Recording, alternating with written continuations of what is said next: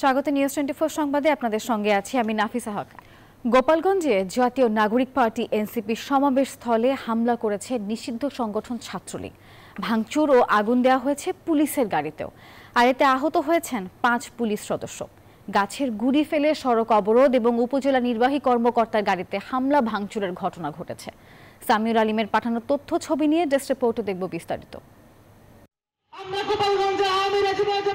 অভ্যুত্থানের মাস জুলাই জুড়ে দেশব্যাপী পদযাত্রা করছে জাতীয় নাগরিক পার্টি এনসিপি। এরই অংশ হিসেবে আজ তাদের কর্মসূচি ছিল গোপালগঞ্জে।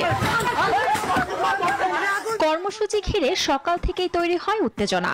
সকাল 9:30টার দিকে সদর উপজেলার উলপুর দুর্গাপুর সড়কের খাটিয়াগড় চরপাড়ায় পুলিশের গাড়িতে হামলা করে দুর্বৃত্তরা। এই সময় পুলিশের পিকআপ ভ্যানে আগুন ধরিয়ে দেওয়া হয়। এতে গাড়িতে থাকা 5 পুলিশ সদস্য আহত হয়। এছাড়াও হামলাকারীরা পুলিশ সদস্যদের অস্ত্র ছিনিয়ে নেয়ার চেষ্টা করে। পরে খবর পেয়ে অন্যান্য পুলিশ ঘটনাস্থলে আসলে হামলাকারীরা পালিয়ে যায়। আহতদের উদ্ধার করে হাসপাতালে পাঠানো হয়।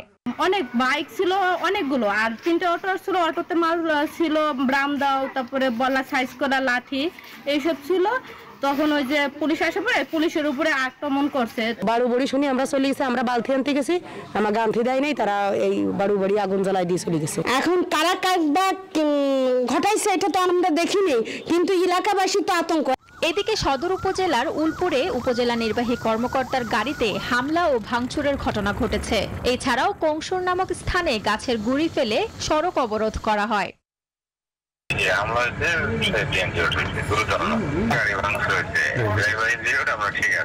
পুলিশ বলছে এই ঘটনায় আইনি পদক্ষেপ নেওয়া হবে। হামলার সঙ্গে নিষিদ্ধ সংগঠন ছাত্রলীগের নেতাকর্মীরা থাকতে পারে বলে ধারণা পুলিশের।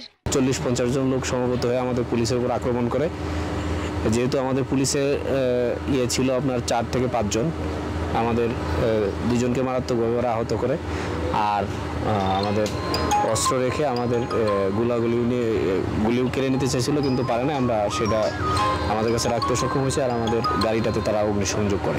এই ঘটনার সুষ্ঠু তদন্ত করে জড়িতদের গ্রেপ্তারের চেষ্টা চলছে বলেও জানিয়েছে police. Desk report news 24।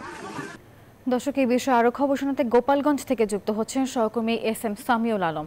Samiul, জানাবেন গোপালগঞ্জে এনসিপি সমাবেশ স্থল ঘিরেও যে হামলা ভাঙচুর চালাচ্ছে ছাত্রলীগ, এখন কেমন পরিস্থিতি আপনি সেখানে দেখছেন, কি অবস্থা সেখানে?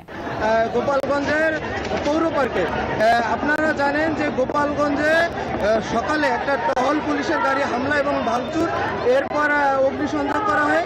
এর পরপরই আপনার গোপালগঞ্জের সদর উপজেলার ইউএনের গাড়িও ভাঙচুর করা হয়।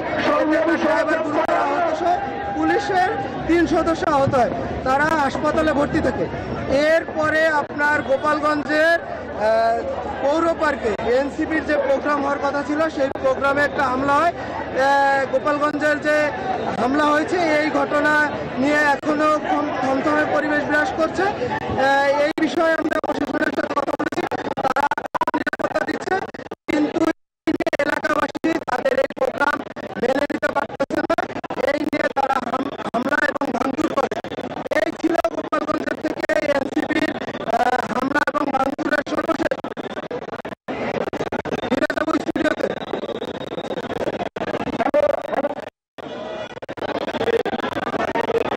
আপনারা দেখতে পাচ্ছেন যে গোপালগঞ্জ পৌর পার্কে কিছু সময় আগে, এনসিপি আসার কিছু সময় আগে এখানে একটি ভাঙচুর ঘটনা ঘটে। এতে যে এদের যে স্টেট থেকে শুরু করে চেয়ার ভাঙচুর করে, এতে থমথমে পরিবেশ বিরাজ করছে। এই নিয়ে আমরা এখন পর্যন্ত প্রশাসনের সাথে তেমন কোনো কথা বলতে পারিনি। এখন দেখতে পাচ্ছেন যে নিরাপত্তায় প্রহরের চাদরে ঘিরে রাখা হয়েছে, কিন্তু এনসিপির যে পরিমাণ লোক হয় তারা গোপালগঞ্জ থেকে একজনও তাদের এই জাতীয় নাগরিক পার্টির প্রোগ্রামে সাড়া দিয়ে আসেনি। দেখা যাচ্ছে যে স্টেজে কিছু লোক ছাড়া সম্পূর্ণ যে লোক আছে সবাই ফাঁকা।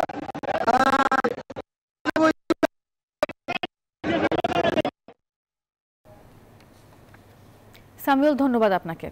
জুলাই শহীদ দিবসে ছাত্র জনতার গণ অভ্যুত্থানের স্মৃতি স্মরণ করে নানান কর্মসূচির মধ্য দিয়ে রাষ্ট্রীয় শোক পালিত হচ্ছে। সকালে সরকারি বেসরকারি দপ্তরে জাতীয় পতাকা অর্ধনমিত দেখা যায়। গতকাল মন্ত্রিপরিষদ বিভাগের প্রজ্ঞাপন রাষ্ট্রীয় শোক পালনের ঘোষণা দেওয়া হয়। এছাড়া দেশের বিভিন্ন উপাসনালয়ে প্রার্থনার আয়োজন করতে অনুরোধ করা হয়েছে। অভ্যুত্থানের বর্ষপূর্তি ঘিরে 1 জুলাই থেকে 5 আগস্ট পর্যন্ত 36 দিনের কর্মসূচি ঘোষণা করে সরকার। দ্রুতই হবে আবু সাইদ হত্যার বিচার, আর তার বাবা এই বিচার দেখে যেতে পারবেন, এমন কথা জানালেন আইন উপদেষ্টা আসিফ নজরুল। রংপুরে জুলাই শহীদ দিবসের আয়োজনে তিনি একথা বলেছেন। অনুষ্ঠানে পরিবেশ উপদেষ্টা বলেন, 12,000 কোটি টাকা ব্যয়ে তিস্তা মহাপরিকল্পনা বাস্তবায়িত হবে খুব দ্রুত। আর এর আগে সকালে গণ আন্দোলনের প্রথম শহীদ আবু সাইদের কবর জিয়ারত এবং শ্রদ্ধা নিবেদন করা হয়। আর এরপর বেগম রোকেয়া বিশ্ববিদ্যালয়ে কালো ব্যাজ ধারণ করে শোক র্যালি বের হয়। পরে সকাল 10টায় আবু সাইদ তরুণ মিউজিয়ামের ভিত্তিপ্রস্তর স্থাপন এবং আবু সাইদ চত্বর ঘোষণা করে স্মৃতিস্তম্ভ স্থাপন করা হয়। 10:30টায় এক আলোচনা সভারও অনুষ্ঠান অনুষ্ঠিত হয়েছে। এছাড়াও বেলা 3টায় চিত্রাঙ্কন প্রতিযোগিতা ও 5:30টায় দোয়া ও মিলাদ মাহফিলের আয়োজন রয়েছে।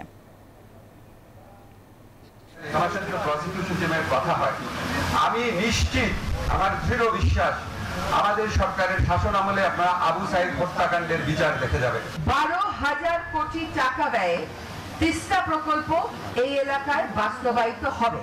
এটার কাজ আমরা এগিয়ে নিচ্ছি। এখানে সরকারও টাকা দিবে, চীন সরকারও টাকা দিবে।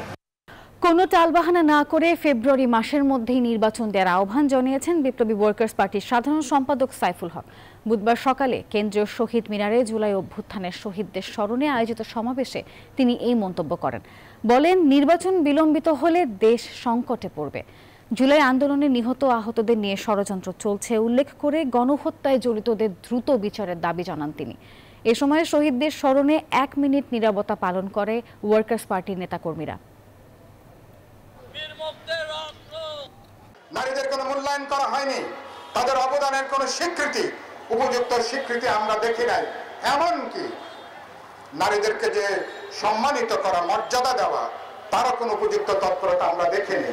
মুক্তিযুদ্ধের পরে সবচেয়ে বড় যে হত্যাকাণ্ড গত বছরের জুলাই আগস্টে সংঘটিত হয়েছে, এই হত্যাকাণ্ডের আমরা দৃশ্যমান কার্যকারী অগ্রগতি দেখতে চাই। এই কাজটাকে জোরদার করেন।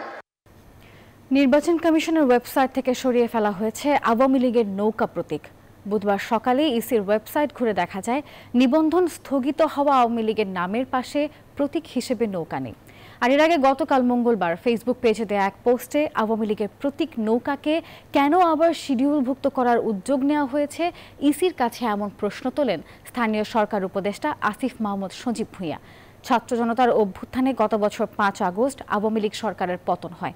গত 12 মে আওয়ামী লীগ ও এর সব অঙ্গ সংগঠন, সহযোগী সংগঠন ও ভ্রাতৃপ্রতিম সংগঠনের নেতাকর্মীদের আন্তর্জাতিক অপরাধ ট্রাইব্যুনালে বিচার কাজ সম্পন্ন না হওয়া পর্যন্ত এসব সংগঠনের যাবতীয় কার্যক্রম নিষিদ্ধ করে অন্তর্বর্তী সরকার। একই সঙ্গে রাজনৈতিক দল হিসেবে আওয়ামী লীগের নিবন্ধন স্থগিত করে নির্বাচন কমিশন। এই বিষয়ে আরও খবর জানাতে নির্বাচন কমিশন থেকে যুক্ত হচ্ছেন সহকর্মী অন্তরা বিশ্বাস। অন্তরা, তীব্র সমালোচনার মুখে আওয়ামী লীগের এই যে প্রতীক ইসির ওয়েবসাইট থেকে সরিয়ে ফেলা হয়েছে, এই বিষয়ে আর কি খবর আছে আপনার কাছে জানাবেন? সকালবেলা দেখা যায় যে ওয়েবসাইট থেকে নৌকা প্রতীকটি সরিয়ে নেওয়া হয়েছে, কিন্তু এই বিষয়ে নির্বাচন কমিশনের পক্ষ থেকে কিন্তু কিছুই বলা হয়নি। তাদের কাছে জানতে চাওয়া হলেও তারা এই বিষয়ে কোনো ধরনের মন্তব্য করতে নারাজ।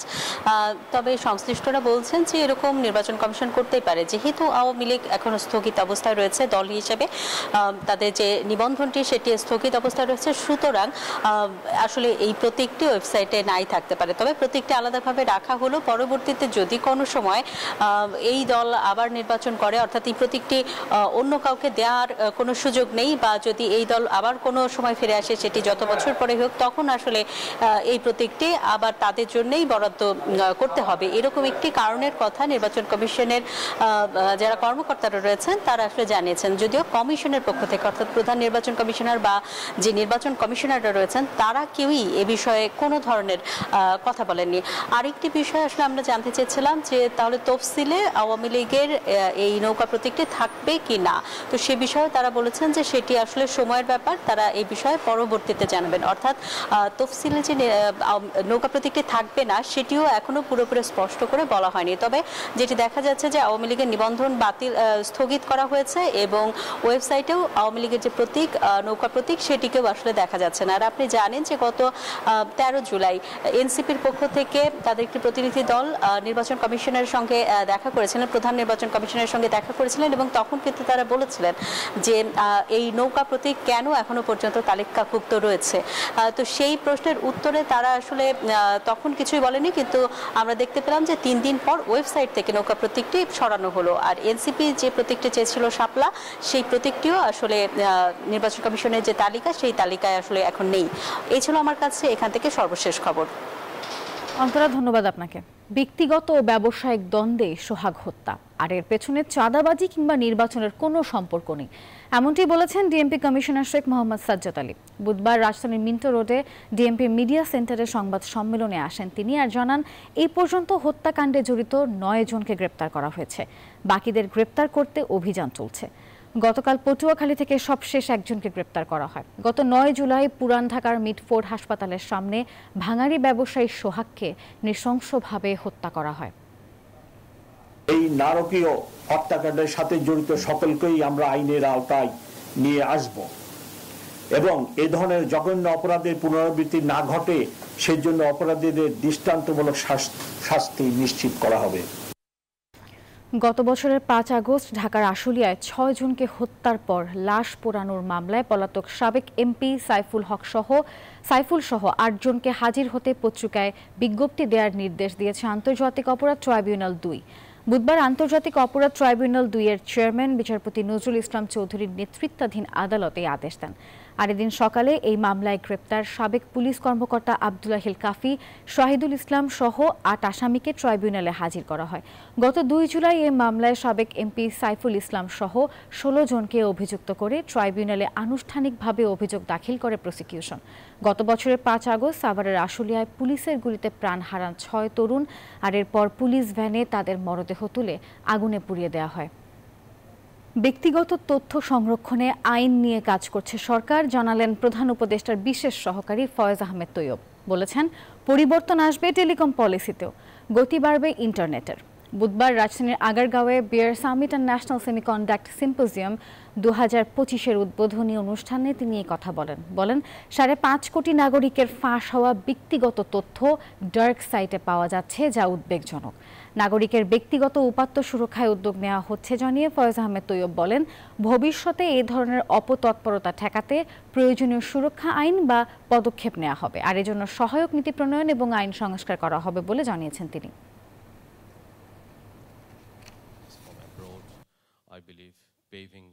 We are working on Personal Data Protection Act, and at the same time we are trying to create a national data governance authority under the Chief Advisor's Office, so that there will be an overseeing authority to bring harmony in this data security, in this data governance. ফিটনেসবিহীন গাড়ি রেখে সড়কে শৃঙ্খলা ফিরিয়ে আনা সম্ভব নয় বলে মন্তব্য করেছেন বিআরটিএ চেয়ারম্যান আবু মমতাজ সাদউদ্দিন আহমেদ। বুধবার সকালে রাজধানীর মহাখালী বাস টার্মিনালে জুলাই শহীদ দিবস উদযাপন উপলক্ষে সড়ক নিরাপত্তা সংক্রান্ত সচেতনতামূলক কার্যক্রম উদ্বোধন করেন তিনি। বলেন, সড়কের নিরাপত্তা নিশ্চিত করতে ইতোমধ্যেই অভিযান শুরু করেছে বিআরটিএ। এ সময় যাত্রী, চালক ও পরিবহন সংশ্লিষ্টদের মাঝে সচেতনতামূলক লিফলেট বিতরণ করা হয়। যে গাড়িগুলো 20 বছর বা এবং যেই ট্রাকগুলো 25 বছর ঊর্ধ্বে চলে গেছে, সেগুলোকে যদি রাস্তায় রেখে আমরা সড়ক নিরাপদ করতে পারবো না। এই বিষয়ে সরকার সহ আমাদের মালিক সমিতি এবং আমাদের শ্রমিক ফেডারেশন সকলে মিলে আমরা এটাকে এই পুরনো বাস এবং ট্রাকগুলোকে রাস্তা থেকে সরানোর জন্য আমরা যুগপথ আন্দোলনে শরিক হচ্ছি সকলে মিলে। ফেনী ও কুমিল্লায় বন্যা পরিস্থিতির উন্নতি হলেও এখনও থামেনি মানুষের দুর্ভোগ। অনেক এলাকায় এখনও জলাবদ্ধ হয়ে আছে। ঘরবাড়ি থেকে নামছে না পানি, আর নিষ্কাশন ব্যবস্থা না থাকা এবং খাল খনন না করায় এমন পরিস্থিতি হয়েছে অভিযোগ স্থানীয়দের। এদিকে গ্রামীণ এলাকায় এখনও পানিতে তলিয়ে আছে অনেক সড়ক, অনেক এলাকাতেই পানিবন্দী হয়ে আছে হাজারো মানুষ। মাটি চুরির মহোৎসব চলছে দক্ষিণ কেরানীগঞ্জে। ব্যক্তিগত, ফসলি কিংবা সরকারি খাসজমি বাদ নেই কোনো কিছুই। এমনকি পদ্মা সেতুর রেল লাইনের পাশের জমি থেকে মাটি তোলায় ঝুঁকিতে পড়েছে পিলারগুলো। স্থানীয়দের অভিযোগ, একটি রাজনৈতিক দলের নেতাদের ছত্রছায়ায় এই মাটি চুরির মহোৎসব চলছে। জুবায়ের স্থানীয় প্রতিবেদনে দেখুন বিস্তারিত। ঢাকার দক্ষিণ কেরানীগঞ্জের কোন্ডা ইউনিয়নের কাটুয়াল গ্রাম। এই এলাকা থেকে পদ্মা সেতু রেল লাইনের একটি ওভারব্রিজ, তার পিলারের পাশ থেকেই চুরি করে খনন করা হচ্ছে মাটি। এই জমি ব্যক্তি মালিকানার। 3টি ভেকু লাগিয়ে এখান থেকে নিয়মিত চুরি করা হচ্ছে মাটি। চক্রটি প্রতি ট্রাক মাটি বিক্রি করছে 3 থেকে 4 হাজার টাকায়। আমরা দীর্ঘদিন যাবৎ দেখতেছি যে আওয়ামী লীগ আমলে নেতারা এরকম মাটি কেটে আসছে। এখন কিছু অশিক্ষিত লোকজন আছে, তারা রাতে রাতারে এই মাটিগুলো কাটছে। কোম্পানির এই মাটিগুলো বালুগুলো সরাইয়া মাটিগুলো উঠায় তারা নিয়ে যাচ্ছে। যখন কোম্পানির লোক আসে তারা পালায় চলে যায়। আমাদের কৃষি জমি, সরকারি জমি, ওইসি গিয়ে রেল লাইন গেছে। সরকারি এত টাকা দিয়ে যে রেল লাইন করছে, রেল লাইনের খুঁটি এখন যদি কাইতে হয়ে যায়, কোনো অঘটন ঘটে, তাহলে তো এটা সাধারণ জনগণের উপরেই যাব। দক্ষিণ কেরানীগঞ্জের ভিতরে কাউটালের মধ্যে যেইভাবে দুষ্কৃতী চক্ররা যেইভাবে মাটি কেটে নিতেছে, সরকারি জমি, মানুষের জমি জোর জবরদস্তি করে দখলগিরি কইরা এইভাবে যে নিতেছে, আমাদের দক্ষিণ কেরানীগঞ্জ আর কিছুদিন পরে থাকবে না। চক্রের মূল হোতা হারুনার রশিদ, যিনি দক্ষিণ কেরানীগঞ্জ বিএনপির দপ্তর সম্পাদক। সাথে রয়েছেন জাকের দেওয়ান, সোবাহান, আবু সাইদ, হান্নান মিয়া ও শামীম। এরা সবাই বিএনপির রাজনীতির সাথে জড়িত বলে জানিয়েছে স্থানীয়রা। এই মাটি চুরির বিষয়ে দক্ষিণ কেরানীগঞ্জ থানাকে জিজ্ঞেস করা হলে পুলিশ ক্যামেরার সামনে কথা বলতে রাজি হয়নি। তবে চক্রটির দাবি, উপজেলা নির্বাহী কর্মকর্তার কাছ থেকে এই কাগজের মাধ্যমে অনুমতি নিয়েই কাটা হচ্ছে মাটি। যদিও এই অনুমতি দেওয়া প্রসঙ্গে উপজেলা নির্বাহী কর্মকর্তাকে জিজ্ঞেস করা হলে তিনি অস্বীকার করেন। মাটি কাটার অনুমোদন আমার দেওয়ার কোনো এখতিয়ার নাই, এটা ডিসি স্যারের এখতিয়ার। না, সিল চাপ্পর বলতে কি আমার অনুমোদিত এই ধরনের কোনো লেখা আছে বা রিসিভ কপি নাকি? ইওনো অফিসে কিন্তু কাগজপত্র জমা দিলে একটা রিসিভ কপি দেওয়া হয়, সেখানে গোল একটা সিল থাকে, রিসিভ লেখা থাকে। এ ধরনের মাটি চুরি বন্ধে প্রশাসনকে আরো কঠোর হবার আহ্বান এলাকাবাসীর। জুবায়ের সানি, নিউজ 24, কেরানীগঞ্জ, ঢাকা। সংবাদে যেমনটি জানাচ্ছিলাম, গোপালগঞ্জে চলছে এনসিপির কর্মসূচি। সেখানে কথা বলছেন নাহিদ ইসলাম। আমরা এখন সরাসরি চলে যাব সেখানে। যেরকমটা আমরা গণ অভ্যুত্থানে নিয়েছিলাম, প্রিয় গোপালগঞ্জবাসী, আমরা আজকে এতটুকুই বলতে এসেছি, গোপালগঞ্জ নামে এই বাংলাদেশে, সামনের বাংলাদেশে কোনো বৈষম্য হবে না। গোপালগঞ্জ নামেও চাকরিতে কোনো বৈষম্য আমরা অনুষ্ঠিত করেছে, সেই গোপালগঞ্জকে আমরা আবার পুনরুদ্ধার করব, আবার সমুন্নত করব। প্রিয় সংগ্রামী বন্ধুগণ, আমাদের যারা সনাতন ভাই বোনেরাও রয়েছেন, এই আওয়ামী লীগ সনাতন ভাই বোনদের জমি দখল করেছে, তাদের সাথে বেইনসাফি করেছে।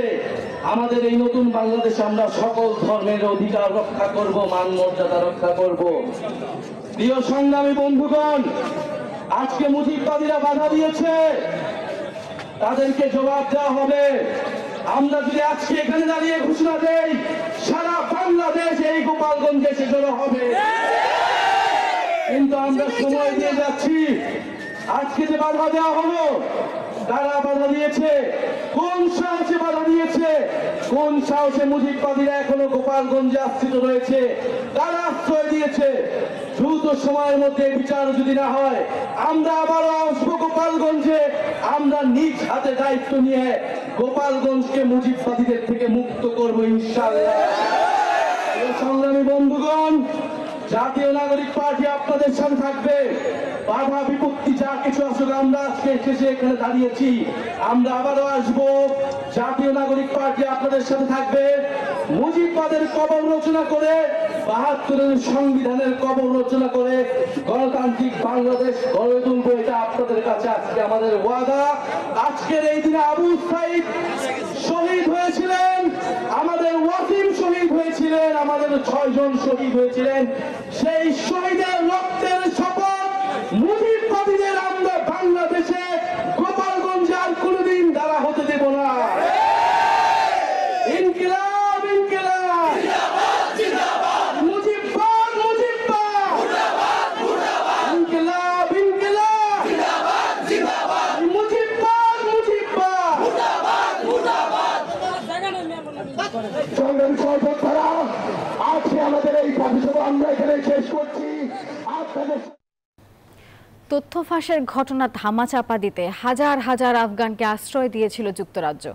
বিশেষ ওই পুনর্বাসন প্রকল্পের কথা এতদিন ধরে গোপন রাখা হয়েছিল আদালতের নির্দেশে, আর এখন সেই নিষেধাজ্ঞা তুলে নেওয়া হয়েছে। বলা হচ্ছে পররাষ্ট্র দপ্তরের একজন কর্মকর্তার ভুলে প্রায় 19,000 আফগানের তথ্য ফাঁস হয়ে যায়। সময়টা 2021। আফগানিস্তানে তালেবান ক্ষমতা দখলের পর দেশ ছাড়তে মরিয়া সাধারণ মানুষ। কাবুল বিমানবন্দরে এক হৃদয় বিদারক দৃশ্য দেখেছিল পুরো বিশ্ব। উড়ন্ত বিমানের চাকা ধরেও দেশ ছাড়ার সে চেষ্টা আজও ভোলার নয়। এমন পরিস্থিতিতেই আফগানদের আশ্রয় দিতে এগিয়ে আসে যুক্তরাজ্য সহ বেশ কিছু দেশ। চালু হয় Afghan relocation and assistance policy. কিন্তু 2022 সালের ফেব্রুয়ারিতে ঘটে এক মারাত্মক ভুল। ব্রিটিশ প্রতিরক্ষা মন্ত্রণালয়ের এক কর্মকর্তার ভুলে ফাঁস হয়ে যায় প্রায় 19,000 আবেদনকারীর নাম, ঠিকানা ও পারিবারিক তথ্য সহ স্পর্শকাতর সব ডেটা। বিষয়টি সরকার জানতে পারে আরও 1.5 বছর পর, 2023 সালের আগস্টে। এরপরই তড়িঘড়ি করে তথ্য ফাঁস হওয়া ব্যক্তিদের জন্য আফগান রিলোকেশন রুট নামে একটি গোপন পুনর্বাসন প্রকল্প চালু করা হয়। এর মাধ্যমে এখন পর্যন্ত 4,500 আফগানকে যুক্তরাজ্যে নেওয়া হয়েছে। পুরো বিষয়টি গোপন রাখতে নজিরবিহীন সুপার ইনজাংশন জারি করে ব্রিটিশ সরকার, যা সম্প্রতি তুলে নিয়েছে আদালত। এই বিষয়ে ক্ষমা চেয়েছেন ব্রিটিশ প্রতিরক্ষা মন্ত্রী। এই গুরুতর তথ্য ফাঁসের ঘটনাটি কখনোই ঘটা উচিত ছিল না। যাদের তথ্য ফাঁস হয়েছে, আমি আজ ব্রিটিশ সরকারের পক্ষ থেকে তাদের সকলের কাছে আন্তরিকভাবে ক্ষমা প্রার্থনা করছি। এখনও আফগানিস্তানে রয়ে গেছেন 600 সেনা সদস্য সহ হাজারো মানুষ, যাদের তথ্য ফাঁস হয়েছিল। এই প্রকল্পে খরচ হয়েছে 40 কোটি পাউন্ড। ব্রিটিশ সরকারের গাট থেকে যেতে পারে আরও 40 কোটি পাউন্ডের মতো। নিবির আমিন, নিউজ 24। চীনের ওপর নির্ভরতা কমাতে এবার যুক্তরাষ্ট্রে $50 কোটি বিনিয়োগ করছে অ্যাপল। সিএনএনের খবরে বলা হয় এই অর্থে আইফোনের জন্য প্রয়োজনীয় দুর্লভ খনিজ পদার্থের ব্যবস্থা করা হবে। টেক্সাসে একটি নতুন কারখানা গড়া হবে। 2027 সাল থেকেই সেখানে উৎপাদন শুরুর কথা রয়েছে। এই পদক্ষেপে যুক্তরাষ্ট্রের নতুন কর্মসংস্থান তৈরি হবে বলে মনে করছেন সংশ্লিষ্টরা। দর্শক, আর এই ছিল নিউজ 24 সংবাদের এখনকার আয়োজনে। দেশে করোনা ভাইরাস এবং বিভিন্ন সংক্রমণের হার বেড়েছে, আর তাই সংক্রমণ থেকে সুরক্ষিত থাকতে ব্যবহার করুন সেফনিল ফেস মাস্ক। এতক্ষণ সঙ্গে থাকার জন্য ধন্যবাদ সবাইকে।